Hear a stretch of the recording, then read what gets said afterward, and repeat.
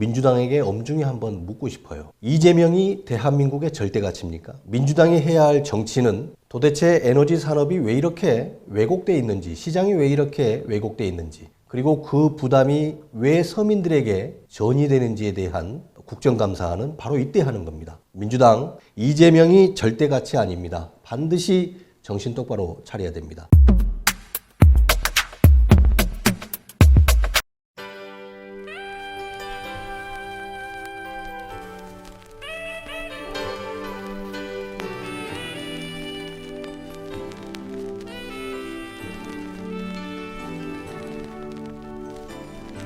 I never know what got me here.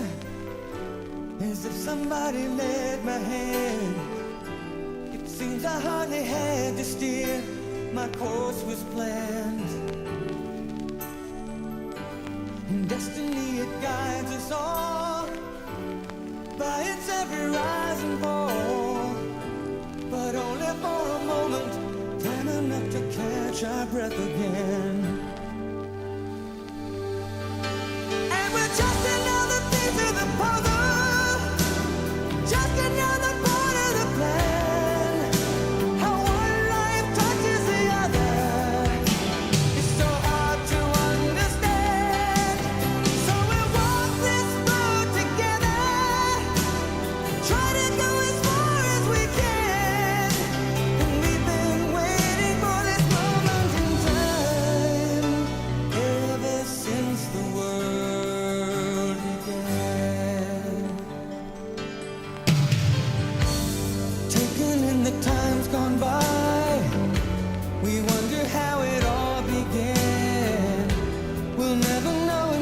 민생다방 오늘은 타미쇼가 부르는 Ever Since the World Began이라는 노래로 문을 열었습니다. 앞주에 대한민국 에너지 산업의 공공성이 부족하다. 그러니까 공공성을 강화해야 된다. 이렇게 말씀을 드렸는데 바로 다음 날부터 사실 기가 막힌 뉴스들이 나오기 시작합니다. 한국가스공사가 민간 기업보다 훨씬 더 비싼 가격에 LNG를 수입했다. 이런 보도가 나오고 있고요. 그럼에도 불구하고 2조 원 가까운 그야말로 천문학적인 금액 아닙니까? 2조 원 가까운 영업이익을 올렸다는 겁니다. 서민들은 그야말로 난방비 폭탄 그리고 등허리가 휠 정도로 물가 상승 때문에 힘들어하는데 공기업들이 민간 기업보다 훨씬 더 원자재를 비싸게 사들이고 그럼에도 불구하고 이윤을 올렸다는 것에 대해서 어떻게 표현해야 될지 말이죠. 난방비 결정 요인에 대해서 좀 곰곰이 생각을 해봐야 될 것 같고요. 또 하나는 에너지 공공성 강화 굉장히 중요합니다. 사실 이때 정치가 제 역할을 해줘야 되는데요. 민주당에게 엄중히 한번 묻고 싶어요. 이재명이 대한민국의 절대 가치입니까? 절대 그렇지 않거든요.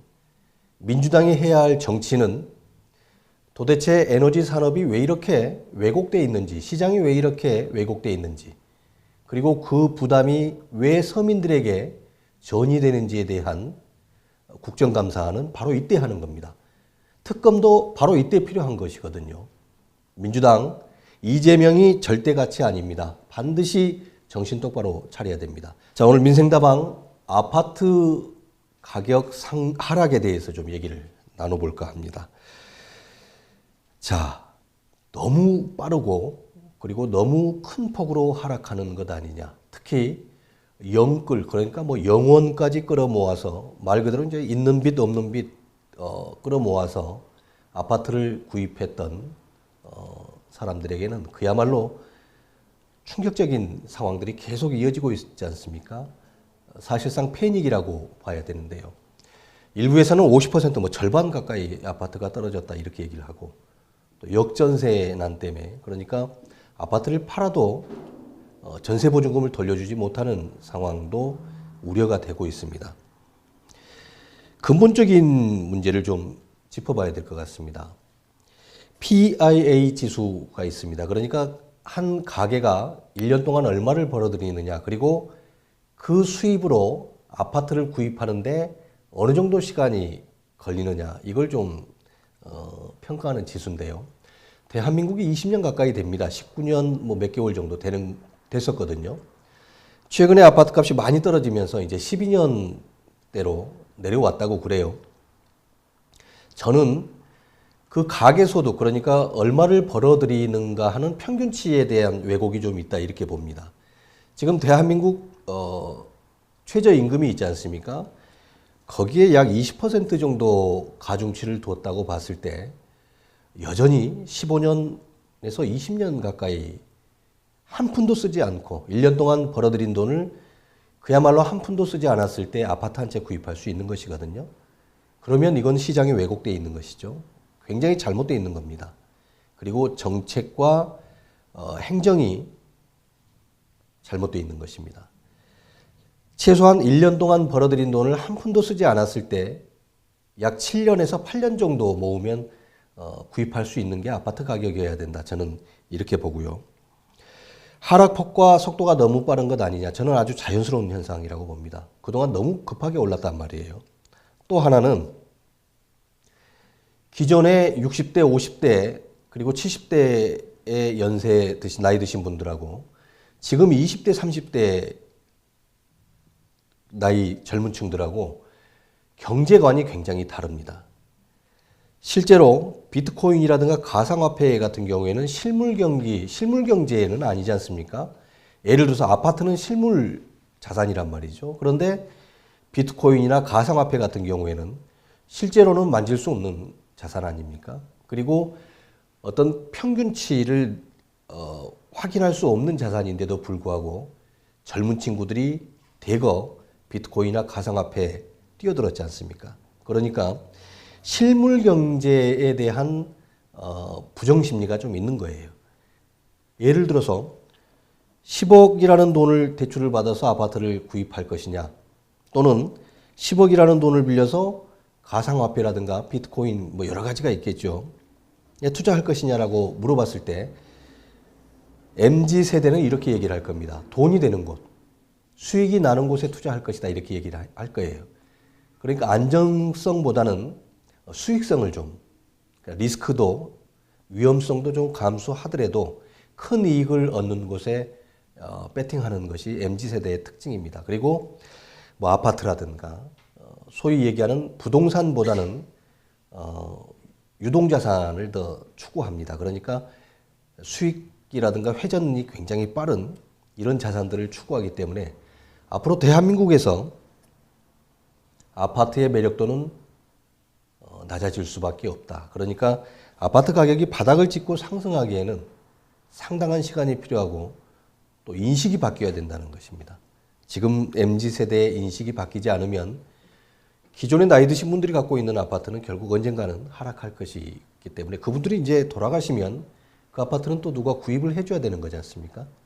그런데 그 수요층이 부동산, 특히 아파트에 대한 개념이 달라진다면 역시 자산으로서의 개념도 흔들릴 수밖에 없다. 또 하나는 예전에는 중국에 있는, 그러니까 뭐 중국인들도 대한민국의 부동산 아파트도 많이 구입했고요. 외국인들이 많이 아파트를, 한국의 부동산을 구입했는데 코로나 팬데믹 이후에 글로벌 경제에 대한 확신이 무너졌습니다. 그러니까 세계 어느 곳에 있어도 내 자산이다, 내 재산이다라는 인식들이 조금 위험하다 이런 생각을 갖고 있기 때문에 이제 중국인들이 대한민국의 아파트를 그리고 부동산을 대거 매수하는 경우는 보기 좀 힘들지 않느냐.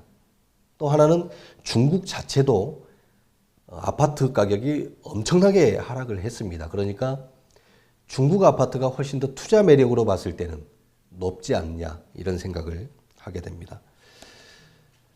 자, 그래서 결국 이제 대안으로 나오는 것이 결국 또 정부에 손을 벌리는 거지 않습니까? 건설업계에서.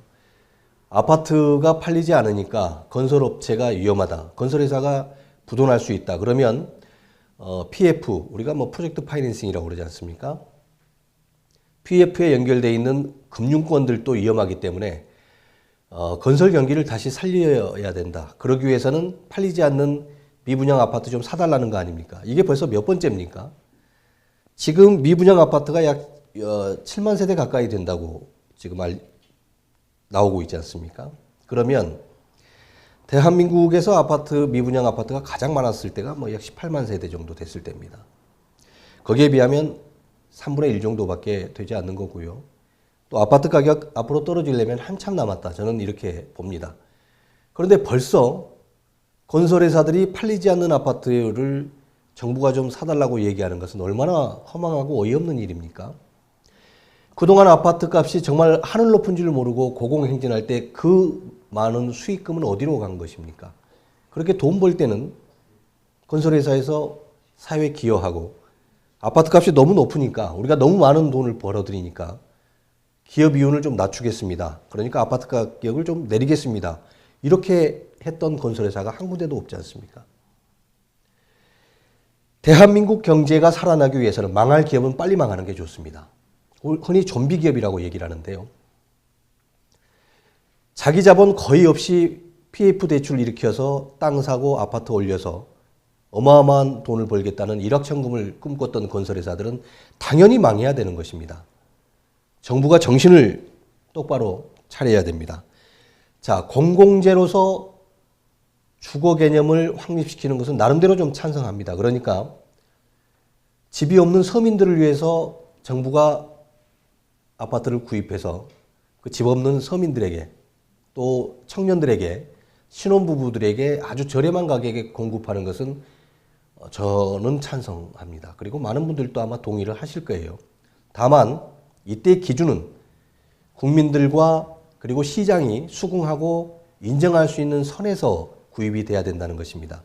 그러니까 가장 저렴한 아파트를 가장 좋은 아파트를 가장 저렴하게 구입해서 국가가 매입해야 한다는 것이고요. 또 하나는 안 팔리는 아파트가 아니고 그 안 팔리는 아파트 중에서도 수요가 높은, 그러니까 그 지역의 아파트는 많은 분들이 좀 살고 싶어하는 그런 아파트를 중심으로 공공입찰제를 실시해야 됩니다. 그러니 제일 저렴한 가격에 구입해야 된다는 것이죠. 그러면 분양가의 50%도 될 수 있겠고요. 60%도 될 수 있고 물론 더 높아질 수도 있죠. 하지만 제 판단으로는 분양가의 40% 이하로 아마 공공 매입하는 것이 가장 적정한 가격이 아닌가라고 생각합니다. 왜냐하면 미분양이 됐다는 것은 경쟁력이 없는, 그러니까 안 팔린 상품이에요. 이게 떨이 상품이란 말이죠. 1+1까지는 어렵더라도 재고 상품, 떨이 상품은 사정없이 가격이 낮아지는 것이 시장 원리 아니겠습니까? 건설업계에서 그리고 소위 얘기하는 기득권층, 건설업을 중심으로 한 기득권층에서는 앞으로 굉장히 대한민국 경제가 위험하다.